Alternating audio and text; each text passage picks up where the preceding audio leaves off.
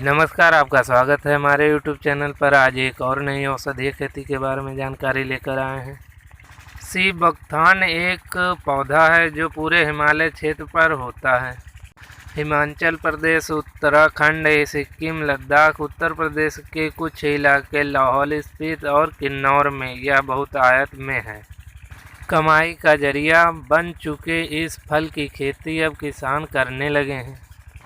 इसमें vitamin C की मात्रा आंवला के मुकाबले 4 गुना ज़्यादा होती है। इस बेरी में भारी मात्रा में विटामिन सी, विटामिन ए और विटामिन के होता है। इसके अलावा amino acid, omega fatty acid भी इसमें मौजूद होता है और मैनी अमीनो एसिड से ही प्रोटीन बनती है। हाई ब्लड प्रेशर, अल्सर और हड्डियों के इलाज में पहले इसका इस्तेमाल किया जाता था। भारत के लद्दाख क्षेत्र में सी बकथॉर्न अपने आप कुदरती तरीके से उगता है।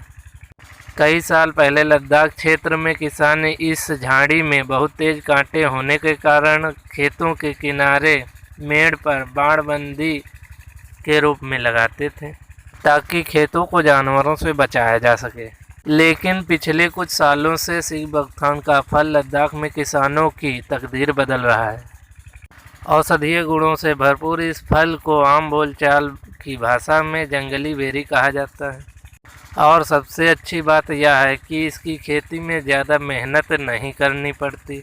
आमतौर पर हिमालयी क्षेत्र में होने वाले यह पौधा झाड़ियों की तरह होता है। यह किसानों के लिए कमाई का जरिया तो है ही, इसके अलावा यह हिमाचल के लैंडस्केप को भी सुरक्षित रखने में मदद करता है। फिलहाल भारत में सी बकथॉर्न हर साल 3000 टन बेचा जाता है और विशेषज्ञों का कहना है कि 3-4 सालों में यह आंकड़ा 2 गुना हो जाएगा। इसकी खेती करने वाले किसान बताते हैं कि यह अपने आप पहाड़ियों पर उग जाता है और हमें निराई करने की ज़रूरत नहीं पड़ती और ना ही पानी खाद देना पड़ता है। यह एक तरह से इन क्षेत्रों के लोगों के लिए ईश्वरीय वरदान है।